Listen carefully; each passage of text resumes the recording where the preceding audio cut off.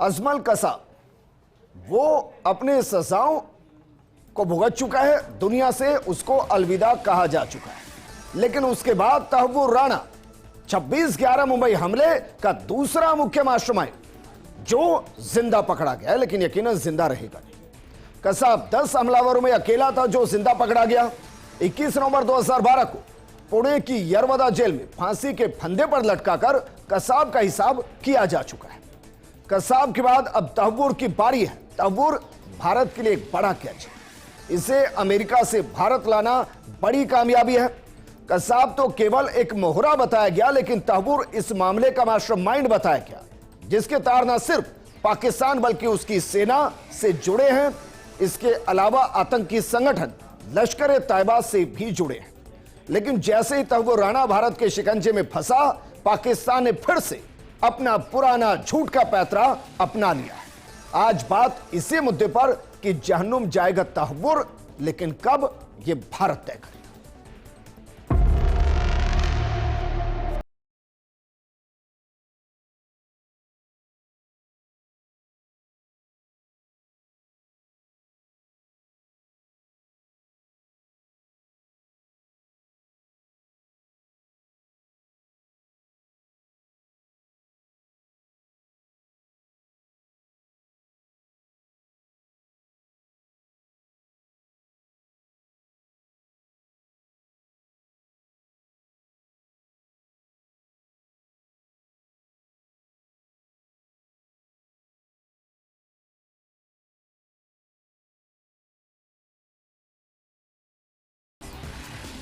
तहव्वुर राणा भारत लाया जा चुका है। उसका मेडिकल होगा, उसकी कोर्ट में पेशी होगी, रिमांड लिया जाएगा। लेकिन क्या इन सब के बीच में एक तस्वीर भी आएगी जिससे यह पता चले कि तहव्वुर राणा हिंदुस्तान पहुंचा? हमें लगता है कि इंटेलिजेंस नहीं आने देगा। उसकी एक तस्वीर भी बाहर आने नहीं दी जाएगी, और वो कहां होगा शायद इसकी भी जानकारी बाहर नहीं आने दी जाएगी। और क्या ये आज भारत की ताकत है? इस मुद्दे पर बात करने के लिए हमारे साथ जुड़े हैं रक्षा विशेषज्ञ कर्नल देवानंद जी। हमारे साथ रक्षा विशेषज्ञ के तौर पर कर्नल अनुपम जेटली जी जुड़े हैं। पूर्व राजनयिक हमारे साथ गौरी शंकर गुप्त जी जुड़े हैं, और दिल्ली से हमारी सहयोगी दिल्ली न्यूज एडिटर अदिति नागर जुड़ी हैं। शुरुआत अनुपम जेटली जी आपके साथ। 4 बजे के आसपास कहा जा रहा था कि भाई एयरपोर्ट से बाहर निकलेंगे। मुंबई के अंदर वैसी ही सिक्योरिटी, दिल्ली के अंदर वैसी ही सिक्योरिटी, एक तरफ तिहाड़ जेल, एक तरफ औरतर जेल, दोनों को लेकर कयास। लेकिन क्या वाकई में आपको लगता है कि एक सिंगल फोटो भी बाहर नहीं आ गए तो बहुत बड़ी बात हो गई कि यह पता लग सके कि तहव्वुर कहां पर है? सबसे पहले विजयेंद्र, भारत के जो राजनीतिज्ञ और कूटनीतिज्ञ हैं उनको बहुत बहुत बधाई कि इतना बड़ा उन्होंने एक एक्स्ट्राडिशन किया, जिससे तहव्वुर राणा जो मास्टरमाइंड कहा जाता है, जिसका शुरू में हमें पता नहीं था।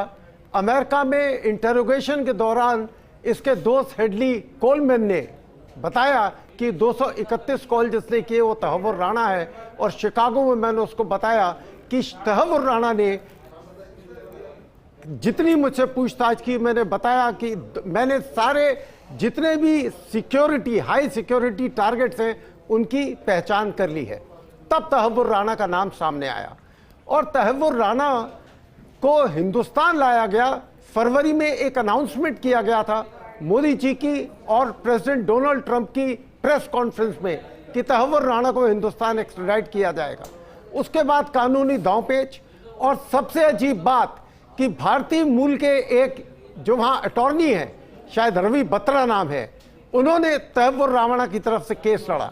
ऐसे व्यक्ति का भी हिंदुस्तान में आना और उसके परिवार का आना बंद करना चाहिए। अब सेफ हाउस में इनको रखा जाएगा। हो सकता है कुछ समय बाद तिहाड़ जेल के सुरक्षित सेल में इनको डाला जाए, या कुछ समय सेफ हाउस में रखा जाए, ताकि किसी भी हद तक किसी भी प्रेस मीडिया हाउस को इसकी खबर ना लगे और दुनिया को पता न लगे कि क्या हो रहा है और क्या किया जा रहा है। उनकी पेशी मेरे हिसाब से अब तक एनआईए के जो कोर्ट है विमल जी का, उसमें हो चुकी होगी। आप ये कह रहे हैं कि मेडिकल हो चुका है, पेशी हो चुकी है, रिमांड शुरू हो चुका होगा, आप ये कह रहे हैं? मेरा जहां तक ख्याल है क्योंकि उनको आए 1.5-2 घंटे हो गए, उनकी कोर्ट में पेशी तो हर हालत में हो गई हो। चलिए, माफी के साथ मैं आपको रोक रहा हूं इस वक्त। इससे इतर आज की सबसे बड़ी खबर यही कि तहव्वुर राणा हिंदुस्तान आया, उसकी पेशी शायद हो चुकी है, वो एक ऐसी जगह पहुंच चुका है जिसकी जानकारी किसी के पास नहीं। और इसी पर लगातार हम बात करें कि क्या हिंदुस्तान की इंटेलिजेंस, हिंदुस्तान की सुरक्षा अब इतनी मजबूत है कि अगर वो ना चाहे तो एक फोटो भी बाहर ना आए। गौरी शंकर गुप्त जी हमारे साथ हैं, पूर्व राजनयिक हैं। गौरी शंकर जी, मेरा सवाल थोड़ा अलग है सर। अमेरिका को मैं जितना अपने अल्प ज्ञान के साथ समझ पाया, वो बेवजह की डील नहीं करता है। तो जरा ये बताइए कि अगर राणा को दिया गया है तो उस दौरान की आपको क्या लगता है, क्या डील हुई होगी? मुफ्त में तो भारत को नहीं दिया होगा, पहला सवाल। दूसरा सवाल, क्या वाकई में राणा का आना यह बता रहा है कि इंटरनेशनली जिस डीप स्टेट को दुनिया समझती है, वो डीप स्टेट इस वक्त सबसे ज्यादा कमजोर है और इसलिए राणा भारत आया? देखिए, पहला सवाल मैं आपसे बाद में दूंगा, पहले दूसरे सवाल का उत्तर देता हूं जी। कि ये जो अमेरिका का डीप स्टेट है, जिसका इन्वॉल्वमेंट जगह जगह तख्ता पलट में रहा, टेररिस्ट एक्टिविटीज में रहा, CIA और दूसरे देशों की जो इंटेलिजेंस एजेंसीज हैं, उनका उपयोग अमेरिका के सो कॉल्ड हितों के लिए किया गया, तो उस चीज का धीरे धीरे जो पर्दा है ना, वो हट रहा है।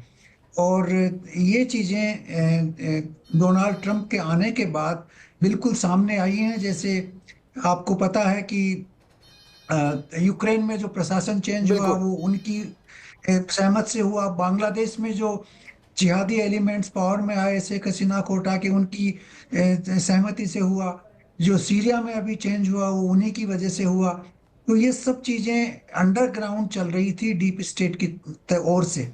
उसी तरह से अमेरिकन डीप स्टेट जो डेमोक्रेटिक पार्टी है, उनके साथ मिलके पाकिस्तान के साथ ये इस तरह के CIA जो एजेंट हैं, उनको उपयोग कर रहे थे। कई जगह ये अपने हितों के लिए कर रहे थे, कई जगह वो उनको अपनी जो पर्पज है उसको सिद्ध करने के लिए उपयोग करने दे रहे थे। तो ये पाकिस्तानी डीप स्टेट का जो कनेक्शन जो LET से रहा है, पर्टिकुलरली इस केस में जो LET का जो एलिमेंट है, जो इंडिया के खिलाफ उन्होंने एक जिहाद छेड़ा हुआ है, उसमें तहव्वुर राणा एक बड़े खिलाड़ी थे। वो दोनों तरफ, वो उधर CIA से और इधर ISI से जुड़े हुए थे। पाकिस्तान आर्मी से भी इनका कनेक्शन था। और इनके साथ जो एक हेडली थे, डेविड कोलमैन हेडली जी, डेविड कोलमैन हेडली की भी एक बड़ी कहानी है। उनकी जो मदर है वो अमेरिकन है, उनके फादर जो हैं वो पाकिस्तानी हैं। और वो पाकिस्तान में उन्होंने अमेरिकन पासपोर्ट था और पासपोर्ट में सिर्फ मदर का नाम लिखा हुआ था। तो ये पता नहीं लगता था कि ऑब्वियसली इनका पाकिस्तान से भी कोई कनेक्शन है। इसी वजह से डेविड कोलमैन हेडली जो है वो भारत बिना किसी रोक टोक के आ जाया करता था। तो ये और हेडली और तहव्वुर राणा दोनों मिलके ये इस प्लॉट के अंदर उन्होंने बहुत ही गहराई से काम किया है। उन्होंने ये किया है कि सर, इसमें तो अभी कई पर्दे हैं जो अभी खोलने बाकी हैं, लेकिन अब पहले सवाल के जवाब पर आते हैं। सर, क्या वाकई में कोई डील हुई होगी आपको लगता है, या गिफ्ट दिया होगा कि चलिए मोदी आए हैं, गिफ्ट में राणा ले जाइए? नहीं, मेरे को ये लगता है कि ट्रंप एडमिनिस्ट्रेशन की बड़ी क्लियर पॉलिसी है कि वो किसी भी तरह के इस्लामिक टेररिज्म ऑर्गेनाइजेशन को सपोर्ट नहीं करेगा। ठीक है, इन्होंने ये बिल्कुल स्पष्ट नीति की है। और ये नीति जो है वो पाकिस्तान को भी पता लग गई। पिछली बार भी उन्होंने कहा था पाकिस्तान के लिए कि हम आपको अरबों रुपए की सहायता देते हैं, उसके बाद भी आप जो हमारे अगेंस्ट में 9/11 में जो पार्टिसिपेट किया, उन लोगों को आपने छुपा के रखा। तो ये चीजें जो हैं वो अमेरिका अब सहन नहीं कर रहा है। उनको भी पता लग रहा है कि अल्टीमेटली उन्हीं को नुकसान पहुंचाएगी। तो ये मेरे को नहीं लगता कि कोई डील है, लेकिन जरूर प्रधानमंत्री मोदी की जो एक विशेष संबंध है राष्ट्रपति डोनाल्ड ट्रंप से, उसकी वजह से ये प्रत्यार्पण हो पाया है। नहीं तो कोई ना कोई लीगल दाव पेच फिर से आ जाता। ठीक है सर, वापस मैं आपके पास आऊंगा। कर्नल देवानंद जी, क्या वाकई में एक फोटो भी बाहर नहीं आना और इस पूरे अमेरिका से लाना, मेडिकल होना, पेशी होना और शायद कहीं पर पहुंच जाना, ये इतना सीक्रेटली रखना, क्या वाकई में इसको लेकर एक अच्छी एक्सरसाइज की गई हो जिसमें सबका ध्यान एक तरफ लेकर जाना और दूसरी तरफ से राणा को लेकर? मैं उम्मीद करता हूं कि विजेंद्र जी जो आप कह रहे हैं वो ऐसा हुआ हो, और होना भी ऐसा ही चाहिए, क्योंकि जब इस दर्जे का कोई भी व्यक्ति प्रत्यार्पण करके भारत आ रहा है और जिसके प्रत्यार्पण से पूरे दुनिया में हड़कंप मचने वाला जो भी ये बताएगा, तो अगर ऐसा हुआ है तो बहुत अच्छा, और मुझे उम्मीद है होना भी ऐसा ही चाहिए, क्योंकि ऐसे टारगेट को आप पब्लिकली ओपन नहीं कर सकते हो। और एक सिस्टम के लिए, और मैं जितना मेरा ज्ञान है मैं ये बता सकता हूँ कि किसी तरह डमी डिकॉयज बना करके इस चीज़ का करना अगर किया गया, बहुत बधाई के पात्र हमारे अधिकारीगण। दूसरी बात जो भी है, पता क्यों लगना चाहिए, पहली बात फोटो दिखा करके क्या हम अर्जित करना चाहते हैं देश में, तो आपकी बात से मैं सहमत हूँ कि हमारी सुरक्षा एजेंसीज है, जो लोग इसमें इन्वॉल्व हैं, जो भी इंटेलिजेंस एजेंसीज, वो ऐसा कर रहे हैं, बहुत अच्छी बात है।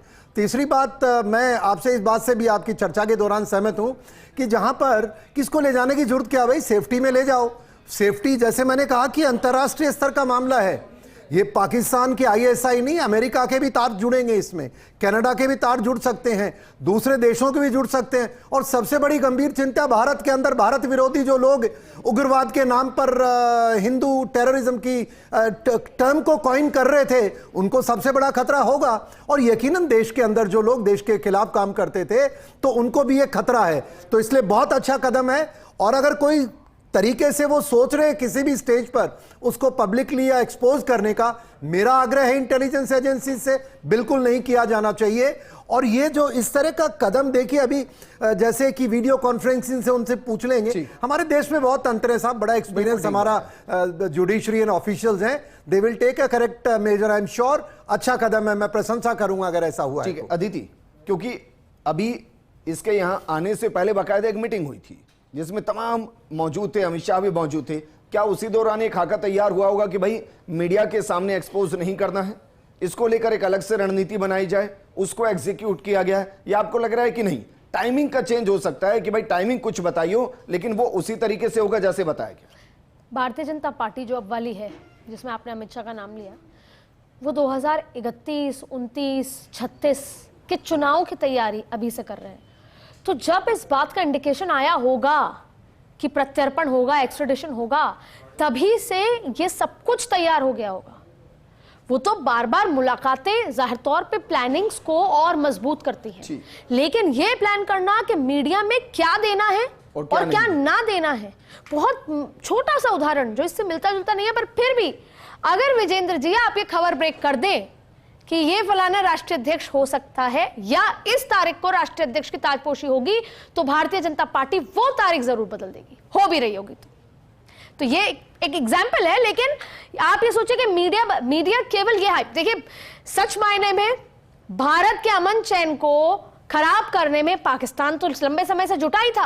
अभी अभी उन्होंने कहा कि इसमें कनाडा भी एक्सपोज होगा, अमेरिका के भी कुछ लोग एक्सपोज होंगे, और खुद भारत में रह रहे वो लोग जो भारत के अमन चैन और इस ग्लोबल लीडरशिप को कमजोर करना चाहते हैं, वो सब कुछ एक्सपोज होंगे, जो डीप स्टेट के टूल होंगे। तो जाहिर तौर पे आज किस बात का हमें इंतजार है कि जब इंटेरोगेशन होगा, और इंटेरोगेशन में भी वो बात बाहर नहीं आएगी, लेकिन बहुत सारी चीजें निकलकर जब आएंगी और हम तक आएंगी, लेकिन मीडिया बहरहाल सिर्फ ये बता रहा है कि वो पहुंचने वाले हैं, पहुंच गए हैं, पहुंच चुके हैं, कहां हैं वो, ये इंफॉर्मेशन कि वो कहां होंगे, वो मुंबई होंगे, वो आर्थर जेल होंगे, वो गुजरात होंगे, या वो चेन्नई होंगे या दिल्ली होंगे, ये सब नहीं बताया जाएगा। और कुछ देर पहले मैं आपसे चारों ही जगह नहीं होंगे, और सबसे बड़ी बात है जैसे आपने कहा कि बॉडी डबल, ये तमाम अभी बहुत सारी चीजें होंगी। ये भारत के कंधे पर बड़ी जिम्मेदारी है, दोनों सुरक्षा के लिहाज से तो है ही, क्योंकि इतने लंबे समय से जब ये डिटेंशन में अमेरिका में थे और भारत आते ही क्या हुआ, इसके साथ साथ दूसरी बड़ी जिम्मेदारी कि हमें वो सब पता लगाना है, वो सारे स्लीपर सेल्स जो अभी हैं और आगे की गतिविधियां प्लान करेंगे, जिनको राणा ने कहीं ना कहीं तैयार किया होगा, जाहिर तौर पे वो सारे कनेक्शंस डिकोड करने हैं। और आज वो तमाम देश और वो लोग जो टूल है वो चिंतित होंगे, जो भारत में अमन चैन खराब करना चाहते आए हैं और आगे चाहते हैं और इस बढ़ते हुए भारत को रोकना चाहते हैं। ठीक है अनुपम जेटली जी, क्योंकि भाई एक बार के लिए चलिए मैं मान लेता हूं कि इंडिया के अंदर सब चीजें कंट्रोल की जा सकती है, मान लिया मैंने, चलिए, लेकिन अमेरिका से जिस विमान के जरिए लाए होंगे उसका तो टाइमिंग आया होगा ना, या वहां से भी हम कंट्रोल कर सकते हैं कि वहां भी हम ये ना तय करा पाए, ये बता ना पाए कि किस प्लेन से किस वक्त किस तरीके से उड़ा, कहां के लिए उड़ा प्लेन? क्या ये भी कंट्रोल किया जा सकता? नहीं किया जा सकता विजेंद्र। कोई जहाज किसी भी दुनिया के एयरपोर्ट से उड़ के अगर इंडिया की तरफ आता है तो उसको ट्रैक डाउन किया जा सकता है। ऐसे सारे ऐप सैटेलाइट मौजूद हैं। नहीं, उस प्लेन के अंदर राणा है या नहीं? अगर राणा, देखिए ह्यूमन इंट जो है हर जगह है, और राणा किस समय किस जहाज में चढ़ेगा ये घंटे, 2 घंटे, 6 घंटे, 10 घंटे, क्योंकि 18 घंटे की तो जर्नी है, इतना नहीं छुपाया जा सकता। मगर हिंदुस्तान में लैंड करके उसको किस सेफ हाउस में या किस जेल में रखा जाएगा ये पूरी तरीके से छुपाया जा सकता है। क्योंकि हिंदुस्तान ने बहुत मुश्किल से एक सबक सीखा है मीडिया को कंट्रोल करने का। अगर आप जानते, आपको याद होगा 2008 में जब ऑपरेशन चल रहा था जिसमें मेजर उन्नी कृष्णन की मृत्यु हुई थी इन अफजल से और सबसे लड़ते समय, तो उस समय एक मीडिया हाउस था जो बड़ी गैर जिम्मेदारी के साथ सारे ऑपरेशन की लोकेशन और कमांडोज की लोकेशन और हेलीकॉप्टर की बिल्डिंग प्रोग्राम की लोकेशन बता रहा था। तो इसलिए आवश्यक हो गया उसके बाद पिछले 18-19 साल में कि हम धीरे धीरे ऐसी चीजों को गुप्त रखना सीखें, और आज हम उस चरम पे हैं जहां आज की सरकार ऐसी चीजों को पूर्णतया ब्लैकआउट कर सकती है और वही खबर देश के सामने रख सकती है जो वो उचित समझती है। चलिए सर, क्योंकि वक्त कम है इसलिए मैं आपसे सीधा सवाल कर रहा हूं, आर्थर जेल, तिहाड़ जेल या कोई एक ऐसा अननोन सेफ हाउस जिसकी सिक्योरिटी पहले से प्लान कर ली गई है?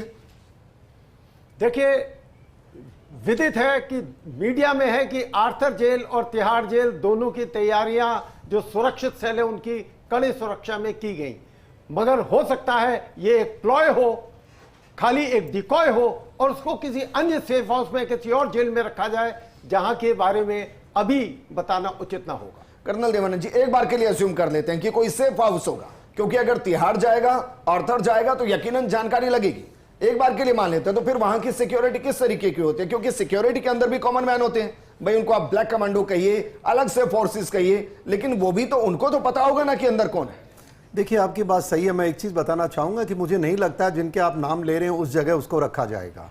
यकीनन देश ऐसी रिस्क नहीं उठाएगा, और जो भी इन्होंने जगह तैयार की होगी, जैसे अनीता जी थोड़ी देर पहले बता रही थी कि ये जो मौजूदा सरकार है बड़ी प्लानिंग के साथ एक्शंस करती है, तो यकीनन उनको रखा। नाउ सवाल ये आता है कि आपने पूछा सिक्योरिटी कैसे कैसे होती है।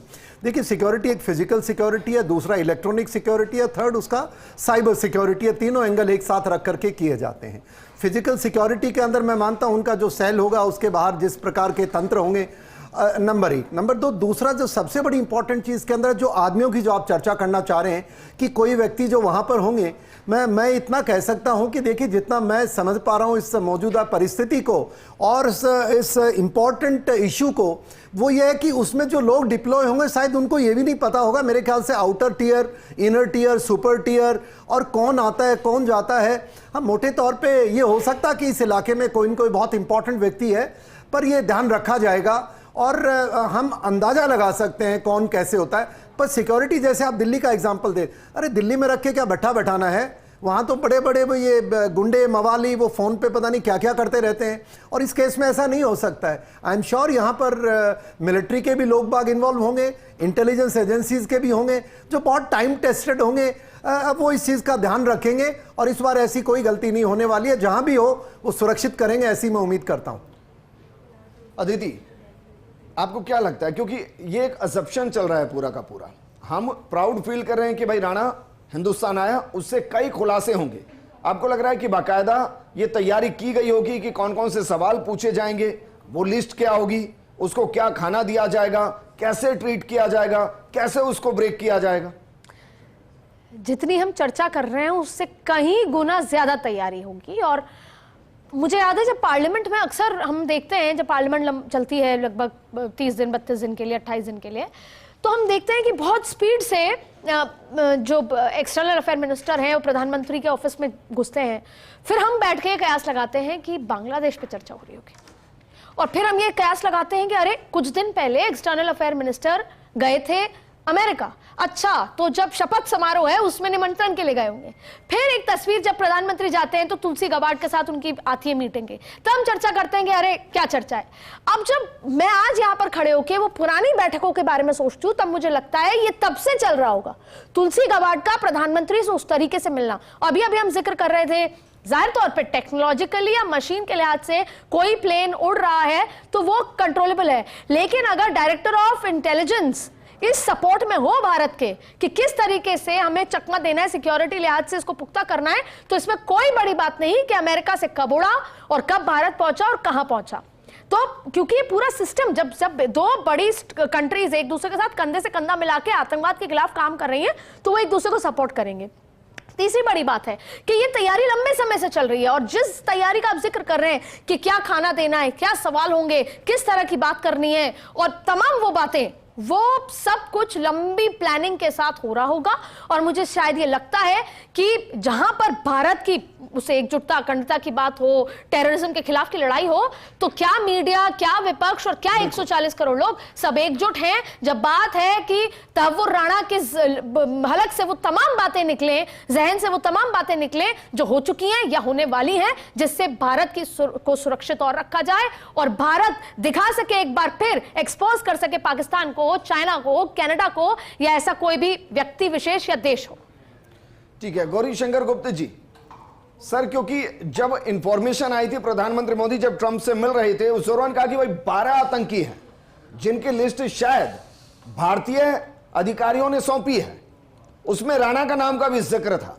राणा आ चुका है सर, आपको लग रहा है कि इस रिलेशन में, क्योंकि आप कह रहे हैं कि भाई इस्लामिक टेररिज्म को लेकर ट्रंप सरकार बहुत क्लियर है, क्या आपको लग रहा है बाकी टेररिज्म को लेकर भी वो उतना ही क्लियर है और बाकी जो आतंकी हैं वो भी भारत जल्द आ सकते हैं?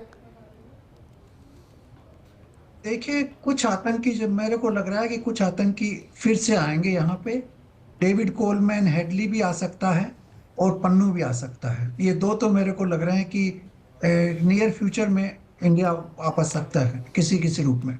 लेकिन मैं एक चीज और बताना चाहूंगा कि ये जो सिक्योरिटी इनकी की गई है राणा की, ये बहुत आवश्यक है, क्योंकि अभी जो भारत विरोधी ताकतें हैं, पर्टिकुलरली आईएसआई और जो इंडिया में भारत विरोधी ताकतें हैं, वो चाहेंगी कि किसी तरह से इसके ऊपर हमला करके इसकी हत्या कर दी जाए और उसका जो है ब्लेम भारत सरकार के ऊपर लगा दिया जाए, और उसकी वजह से फिर आगे के प्रत्यार्पण बिल्कुल रुक जाएं।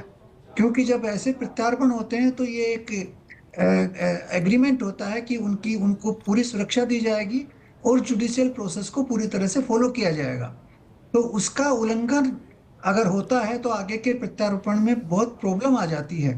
तो इसी वजह से भारत सरकार को पूरी सुरक्षा भी देनी पड़ेगी और उनकी एनोनिमिटी रखनी पड़ेगी।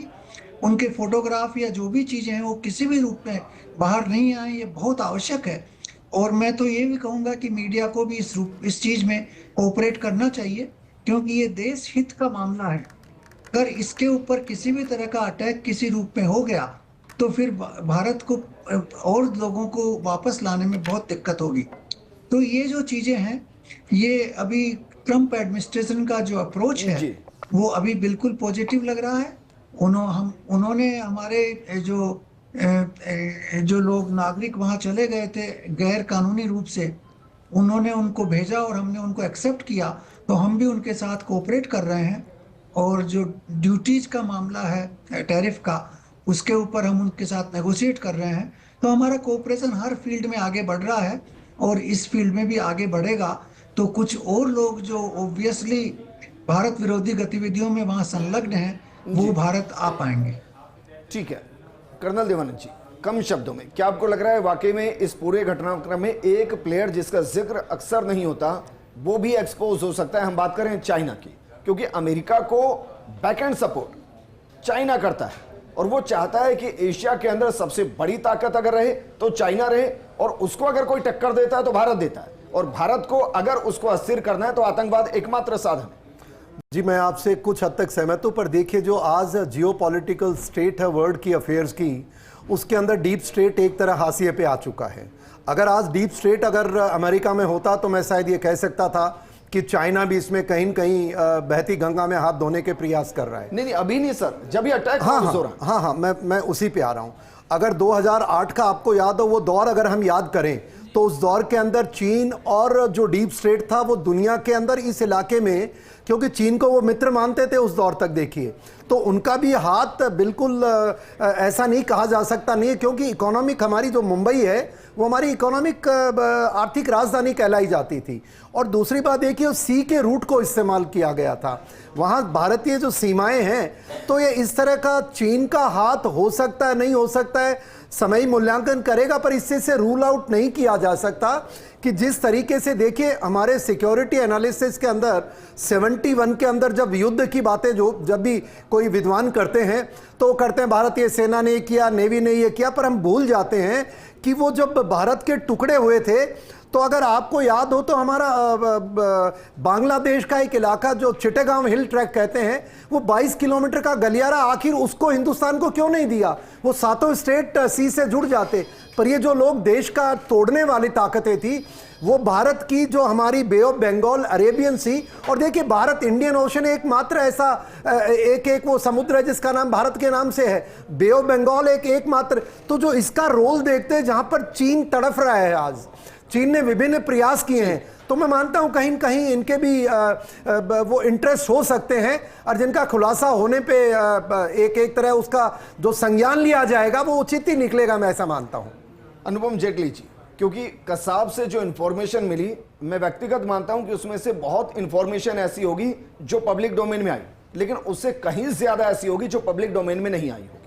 क्या वाकई में आपको लगता है राणा के केस में भी ऐसा होगा? सिर्फ उतनी इंफॉर्मेशन दी जाएगी जो भारत के हित में हो, जो भारत को अस्थिर ना करे और जो दुश्मनों को सही तरीके से हिट करे, ज्यादातर इंफॉर्मेशन खुद के पास सरकार रखती है। विजेंद्र जी, आपको विदित है मैं काफी लंबे अरसे तक हिंदुस्तान की टॉप एजेंसी रॉ में बिल्कुल पाकिस्तान डेस्क में रहा हूं। आपकी बात बिल्कुल सही है।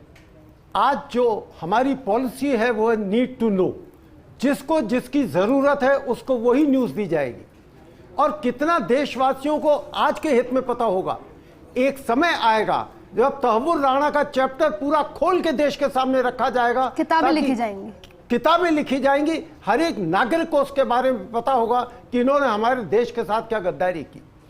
तो ये आवश्यक है कि हम उस तंत्र के मुताबिक इतनी ही खबर दें इस समय, क्योंकि अभी मामला शुरू भी नहीं हुआ है, अभी इंटरोगेशन शुरू होगा जिसमें एनआईए, रॉ और बाकी एजेंसी शामिल होंगी।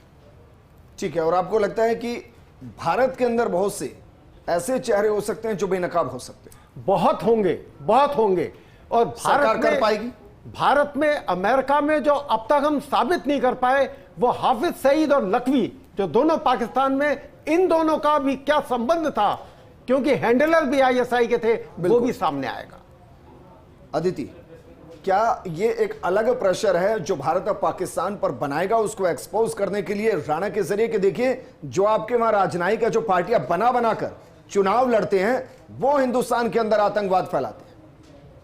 बिल्कुल, देखिए अपने अभी एक बे ऑफ बंगाल का भी जिक्र हुआ, आपने हाल ही में बिम्स्टेक की वो बैठक देखी जिसमें उस बे ऑफ बंगाल से किस तरीके से जो चाहे वो ट्रेड होता है, वो अपने आप में अभी हाल ही में प्रधानमंत्री ने बार बार ये सवाल हुआ कि क्यों थाईलैंड इतना इंपॉर्टेंट था, क्यों ये तमाम जो छोटे देश हैं, नेबर्स हैं तो इंपॉर्टेंट है, लेकिन बे ऑफ बंगाल का ट्रेड का वो बहुत महत्वपूर्ण है, जहां से चाइना के लिए जो बहुत बिलखने वाली बात है। दूसरी बड़ी बात जो यहाँ पर अभी जिक्र की जा रही थी उसमें यह है कि क्योंकि भारत का अमन चैन को खराब करना है। दूसरी बड़ी बात है कि आप देखिए कि चाइना किस तरीके से, चाइना भी वही चाहता है।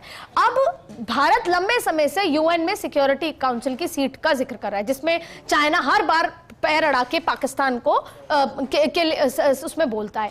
तो जो ये सब कुछ जो इंटरलिंक्ड है, जो ये कोशिश की जा रही है, और जैसे नीड टू नो बेसिस है कि जाहिर तौर पे अभी उतनी ही जरूरत है, ये तमाम जो एक्सपोज होंगे उसमें चाइना भी एक्सपोज होगा, पाकिस्तान भी एक्सपोज होगा, और भारत का जो अल्टीमेट लक्ष्य है कि वो यूएन में सिक्योरिटी काउंसिल में रहे, और उसके बाद फिर वो ऐसे देश जो आतंकवाद के लिए अपनी जरजमी को इस्तेमाल करते हैं उनके लिए क्या ले सके। तो धीरे धीरे धीरे भारत उस दिशा दिशा में आगे बढ़ने में, इंटरनेशनल लेवल पर जिस तरीके से सबको इकट्ठा करके आगे बढ़ने में, ये आज भले ही एक हिस्सा लग रहा है कि तैमूर राणा आए हैं, उसमें चर्चा होगी और तमाम चीजें, पर ये सब कुछ इंटरलिंक्ड है। बिम्स्टेक की वो बैठक, चाइना को समझाना, रशिया के साथ अमेरिका का रुख चाइना की तरफ, और चाइना और पाकिस्तान का जो पीछे से जो बैक सपोर्ट सिस्टम चल रहा है, भारत को जो कमजोर करना है, भारत की ग्लोबल इकोनॉमी और लीडरशिप दोनों को कमजोर करना है, ये सारे तार जुड़े हुए हैं जो धीरे धीरे धीरे, और ना सिर्फ किताब, अभी तैमूर राणा पे पिक्चरें भी बनेंगी और इस पे समय समय पर सियासत भी होगी।